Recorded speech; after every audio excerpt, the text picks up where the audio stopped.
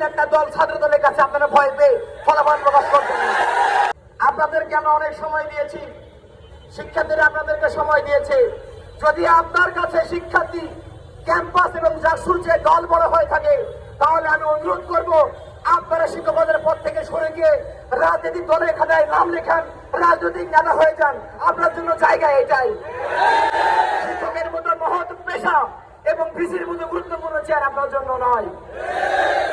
আপনাদের মতো প্রশাসনের কারণে জাহাঙ্গীরনগর বিশ্ববিদ্যালয় আজকে কলঙ্কিত হয়েছে। জাহাঙ্গীরনগর বিশ্ববিদ্যালয় প্রশাসন আজকে ছাত্রদের বিস্ফোরণে পরিণত হয়েছে। সংগ্রামী উপস্থিতি, আমরা স্পষ্ট করে বলে দিতে চাই, সম্মানিত শিক্ষার্থী বন্ধুগণ, আপনারা মাঠে নেমে যান জাহাঙ্গীরনগর বিশ্ববিদ্যালয়ে। আপনাদের সাথে ইসলামী ছাত্র শিবির ভ্যানগার্ড হয়ে থাকবে ইনশাআল্লাহ। আপনারা আপনাদের ক্যাম্পাসে জুলাইকে আবার ডেকে আনেন, আপনাদের ন্যায্য অধিকার আপনারা ফিরে নিয়ে যান, আপনাদের ইমামকে আপনারা সেখান থেকে নিয়ে যান। ইসলামী ছাত্র শিবির আপনাদের ছিল, আছে এবং থাকবে ইনশাআল্লাহ।